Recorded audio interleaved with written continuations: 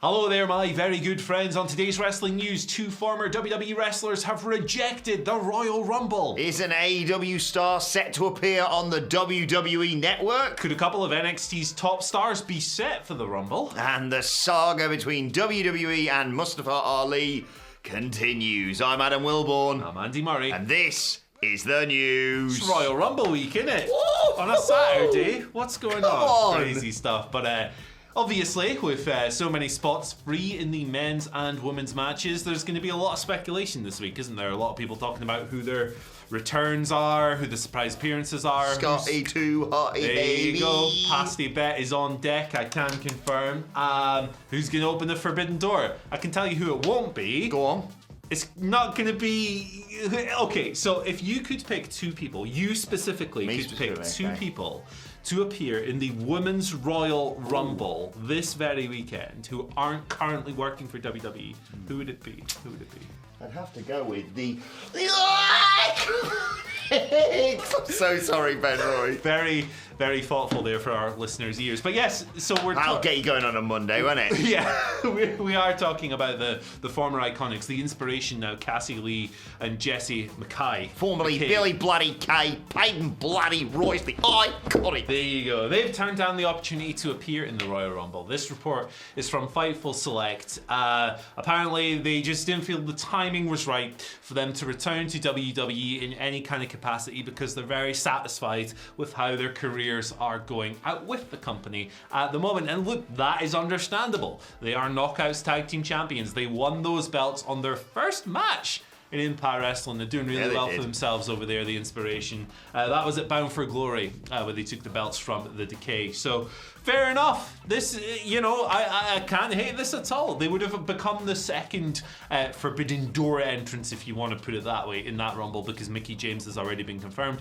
That would have meant a full complement of Impact Women's Champions, Knockouts Champions in that match. That would have been a cool thing, but it's not happening. They've said no. It does say as well in this Fightful Select report that WWE have reached out to a bunch of people who they've released since the ongoing global bastard, like Scotty Too Hotty, maybe kicked in, like Scotty Too Hotty, maybe. But yeah, interesting as well. Like this doesn't mean anything, but it's kind of weird that Mickie James and the Iconics, the Inspiration, were let go from WWE on the same day, and those are people they've reached out to. But it's because they don't know what they're bloody doing. Yeah.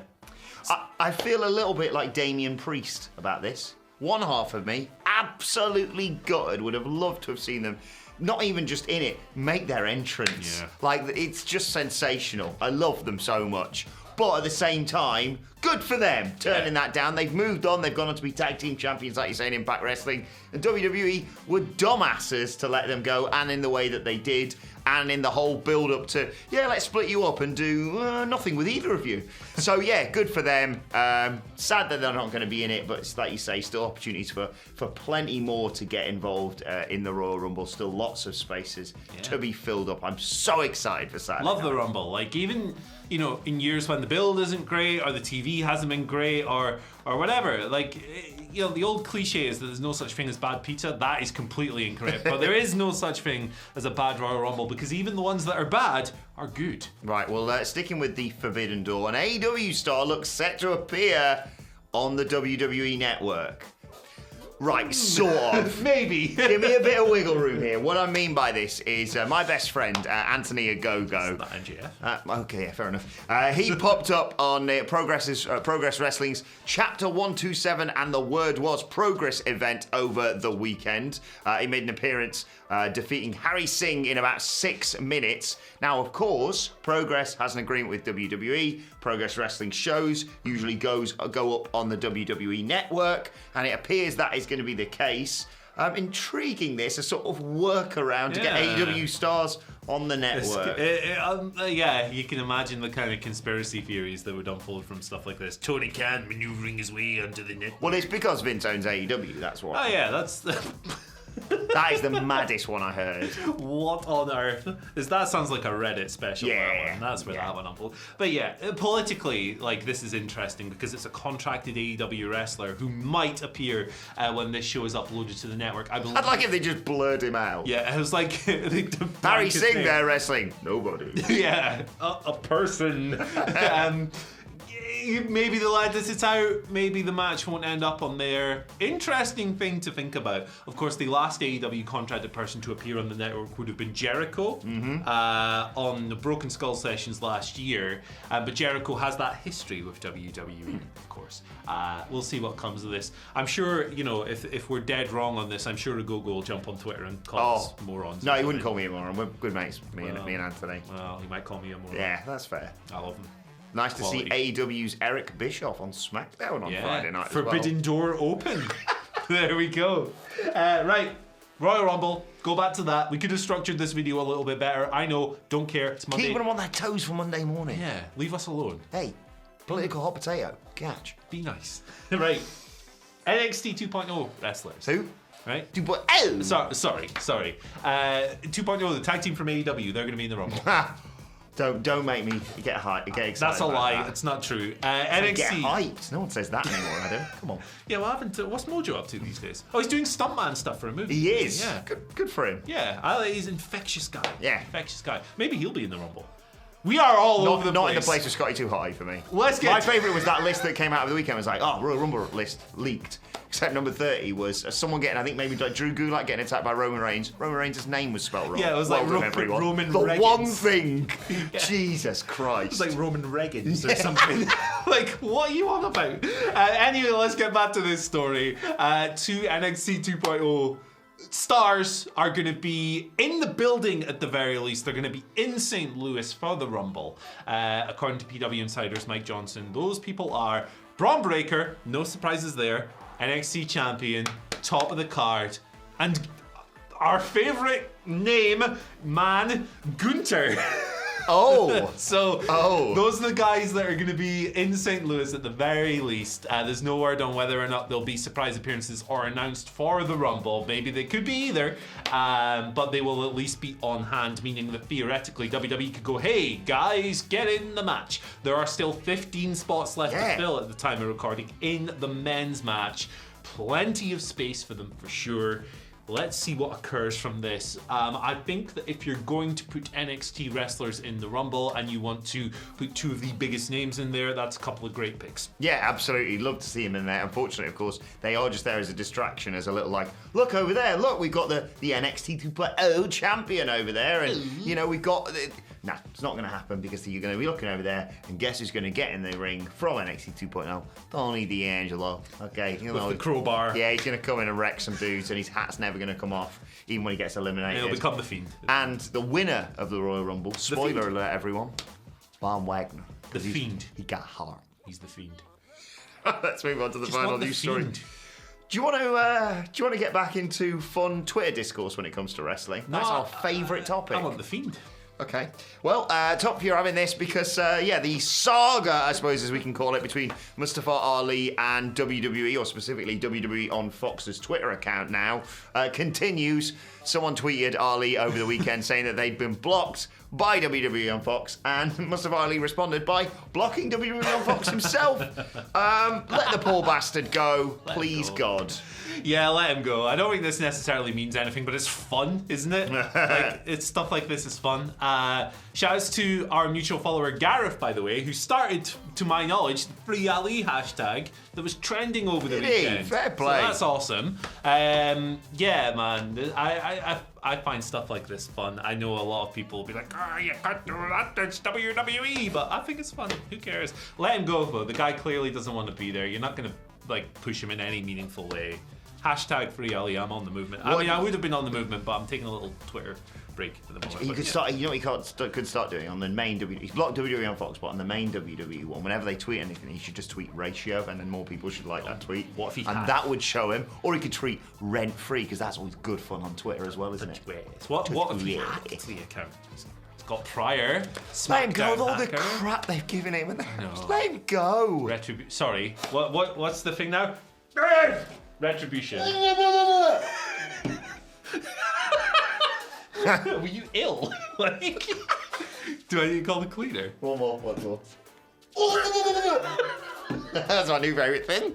Right, let's move on. This video's going really well. At WhatCulture WWE, Curly get in touch with us on Twitter. First question today comes from Sean Billou. Bellew? Like Tony Bellew. Tony Bellew's got 2 L's, so I'll go Bellew. Let's go Like Bellew. the bear. Thank you, Sean, for your question, though. It says, do you think WWE is building towards a Becky versus Trish and Charlotte versus Lita WrestleMania with the Hall of Famers potentially winning the belts? Interesting. A very interesting idea. Do you think that Lita versus Charlotte is a distinct possibility following that segment? Because you can have the person who chucks her out rather than the winner of the Rumble. Yeah, exactly. That's how you set up the SmackDown match. With regards to Trish and Becky, I don't personally see that one. Nope. Trish and Sasha Banks, they keep taking shots at each other all over the place. Little interview here, little tweet there. I think that that's a likelier future destination for Trish to come back. I think they're going to do Becky versus Bianca Belair at WrestleMania. Mm-hmm. Yeah, I completely agree. I think Bianca's probably odds-on favourite to go back-to-back Rumble wins and to face Becky, because Becky's like, I'll face anyone not called Bianca Belair. Basically, this is how you get there. But yeah, Lita versus Charlotte and Lita beating Charlotte, yeah, would be a lot of fun. And yeah. Trish Sasha for a match that hasn't got a title involved, even though Charlotte's been like, well, I retired Trish Stratus in the build to the Lita stuff. Fine by me. Yeah, we'd love to see something like that. Let us know your thoughts in the comments, and we'll move on to Jonathan Johnson's question, who says, hey guys, after watching Friday Night SmackDown, why do I get the feeling that it's auto-corrected here, but I'll auto-correct the autocorrect, Jonathan. Kevin Owens is going to cost Seth Rollins his match against Roman Reigns at the Rumble. Do you think he will? I think they're definitely going to do some kind of split between them before WrestleMania. That would make sense. Oh. Maybe you could get to the match at WrestleMania. I don't know, but they're definitely heading in that direction. Yes, I could 100% see that happening. And I think it'd be good. These guys have really good chemistry. Like, SmackDown was great. I would say not great this week, but those guys do have good chemistry. Mate, it was great if you like skipping entrances. I flew through that show. That's the thing. Entrances and recaps. If you watch SmackDown the next day, record it off your little skybox. Such an easy watch. SmackDown is officially better than Rampage because I can watch it in less time. So, if fight me. If that's the metric we're going by, then it's the best show of the week. Still. I will say this. Did quite enjoy Hook murdering Serpentico and his stupid bloody streamers. Rampage was pretty good this week. Yeah, very good stuff. Jade and Anna Jade. Kevin Owens, I don't know if he'll cost. I don't think he'll cost Seth. I don't think that's going to be the thing that this match hinges on, but I don't think Seth Rollins is leaving with the Universal Championship. And do you know what? I know it's just, I keep doing the same storyline over and over and over again, RKO, etc. But I'd quite like a tag title win for Rollins and Owens, maybe at Mania. And then they're going to split down the line, but I just think it's, they literally fought a Mania in a blood feud, 2 years ago? Yes. So diving off the sign. Yeah. I mean, granted, do that again, but with people there. Yeah. But Oh, they're like really complimentary dickheads, aren't they? Yeah. Like, basically, it's a bit like Owens and Jericho. It's basically Owens a lot of the time. I'm always like, don't break that up anytime soon. I'm really enjoying this. Turns out Kevin Owens is really good. Yeah. Really good. Also, I don't think it was an accident that they went from Owens saying Seth Rollins is his best mate straight away to Sami Zayn's segment. Yeah. I want Sami Zayn to just walk past and go, what did you say? Oh, he's going to get his ass kicked by Johnny Knoxville. So. Why does Johnny Knoxville sound a bit like Sammy Guevara? I don't know. Shut your eyes next time he's talking on the mic. He could be his dad. Like, with the grey hair, they kind of look a little similar, don't they? What the hell was that electrocuting Sami Zayn bollocks on SmackDown, by the way?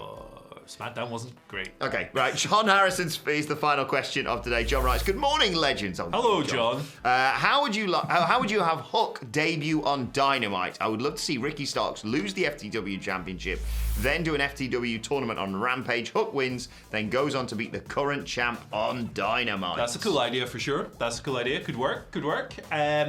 I would honestly just put the QT Marshall match. Marshall. Oh, yeah. I'd put that on Dynamite because he has a familiarity with the audience, of course, QT.